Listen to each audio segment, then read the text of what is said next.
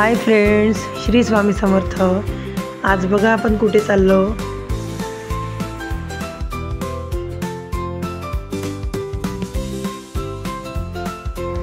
या टेकडीवर एक मारुतीचं मंदिर आहे फ्रेंड्स। आपण त्या मंदिराकडे चाललो आहोत, पण मी मंदिरात जाणार नाही कारण बायकांना मारुतीच्या मंदिरात प्रवेश नसतो, त्याच्यामुळे मी बाहेरूनच दर्शन घेणार आहे। आणि बघा तिथलं वातावरण कसं आहे।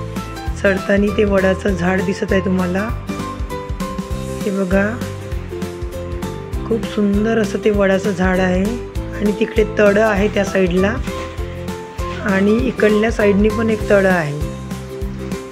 बघा वरून खालची सगळी बाजू कशी दिसत आहे। तिथे मस्जिद आहे ते बघा।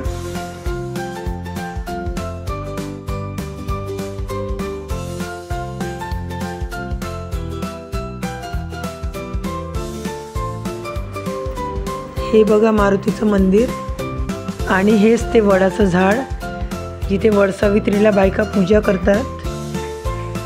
हेच ते वडाचं झाड आहे।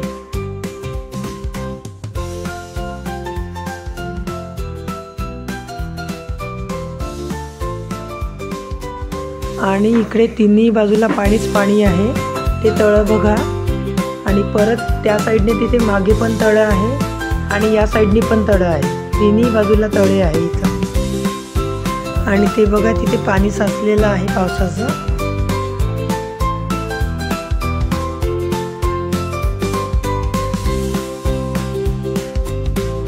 आणि हे बघा वडाचं झाड किती मोठं असं हे वडाचं झाड आहे। चौफेर पसरून आहे हे झाड।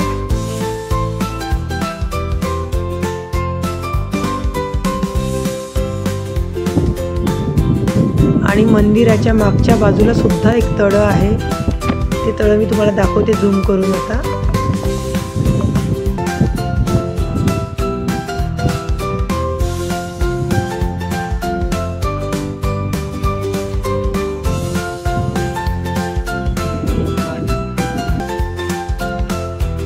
आणि हे बघा मंदिराच्या मागच्या बाजूला कसं तळं आहे। तळ्याच्या काठी अगदी वडाचं झाड आहे लागूनच। बघा किती सुंदर असं हे दृश्य आहे। खरंच फ्रेंड्स, कमेंटमध्ये तुम्ही नक्की सांगा, खूप छान असं हे दृश्य आहे। मला तर इथेच बसून राहूशा वाटत आहे हे सगळं बघून।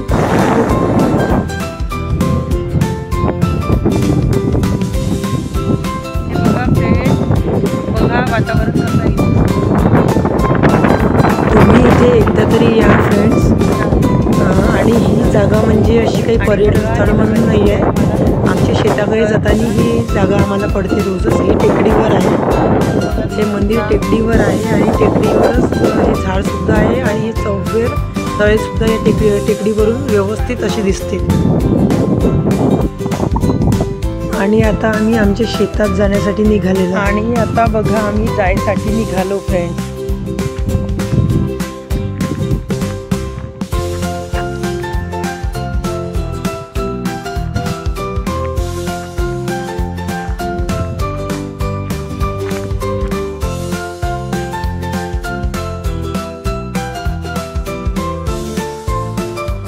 आणि वरून जे तळं तुम्हाला दिसत होतं वडाच्या झाडाच्या मागे, तेच हे तळं आहे। आणि हा गावाकडे जायचा रस्ता त्या। आणि हे बघा फ्रेंड्स, हाच तो तळं आहे। आणि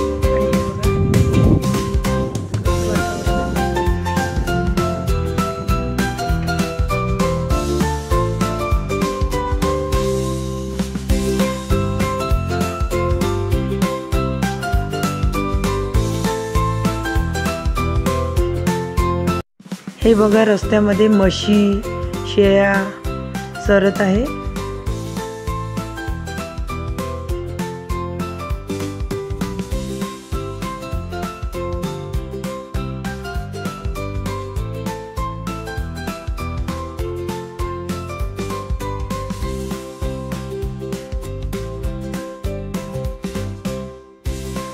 हे बघा आमच्या बाजूच्या शेतामध्ये डवरण सुरू आहे।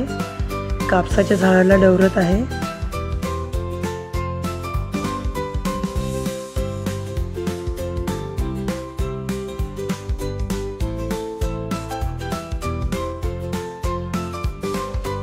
ही फुलं कशाची आहे फ्रेंड्स, कमेंटमध्ये मला नक्की सांगा. जाता जाता एका घरासमोर लागलेली होती ही फुलं. आणि हे बघा, हे माझं शेत आहे आणि माझ्या शेतामध्ये निंदण सुरू आहे. बायका तिकडे निंदत आहे, दूर आहे त्याच्यामुळे काही दिसत नाही आहे. आणि येत आहे ती पण बाई आमच्या शेतात काम करते. आणि आता लागली आम्हाला भूक, त्याच्यामुळे आम्ही आधी जेवण करणार. कारण कसं आहे, तिकडे आधी गेलो होतो टेकडीवर आणि तिकडून मग येता येता खूप भूक लागली आणि घरून काही आम्ही खाऊन आलो नाही. त्याच्यामुळे आधी जेवण करायचं ठरवलं. आणि साबुदाण्याची खिचडी हे स्वराच्या पप्पासाठी आणलेली आहे. ते व्हिडिओमध्ये तुम्हाला दिसत नाही, बाजूला बसून आहे. शेंगाची भाजी, भात आणि पोळ्यासुद्धा आहे, पण पोळ्या बाजूला आहे, व्हिडिओमध्ये दिसत नाही आहे त्या.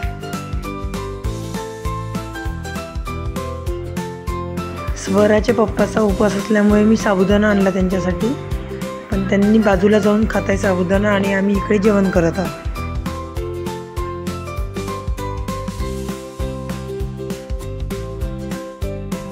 आणि शेतामध्ये जेवणासोबत लोणचं असलं की एकदम भारी. खूप छान जेवण होती शेतामध्ये. एक पोळी खाणारा व्यक्ती असला तर तो 2 पोळ्या नक्की खाते. तर शेतात 2 पोळ्या नक्की खाऊ शकतो. माझं जेवण झालं आहे. बघा कसा वारा सुटला आहे, थंडा थंडा. आणि बघा फ्रेंड्स, आता याच्या डब्यात जेवण किती आहे पहा तुम्ही. हा डब्यात जेवण किती आहे, भाजी किती आहे, लोणचं किती आहे पहा तुम्ही. तुम्हाला जेवण करायला बोलवता पहा माहिती आहे. तुम्ही जेवण करायला येत नाही, त्याला माहिती आहे की तुम्ही काही जेवण करायला येत नाही, तुम्हाला का हरकत आहे. अशी आमची गंमत जमत सुरू आहे.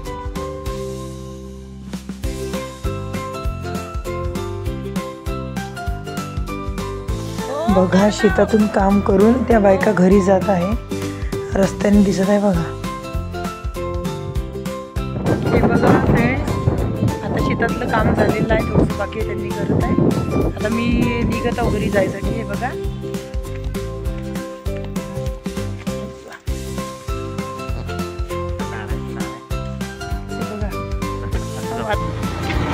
हे बघा आम्ही आता जायसाठी निघालो आहोत फ्रेंड्स. आपण आता कुठे यायला आहोत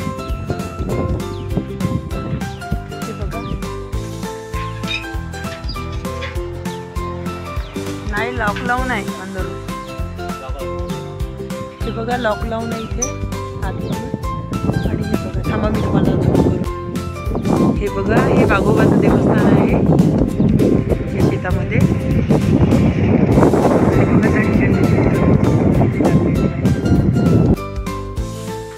आणि हे बघा, हे धानाचे गाठे आहे.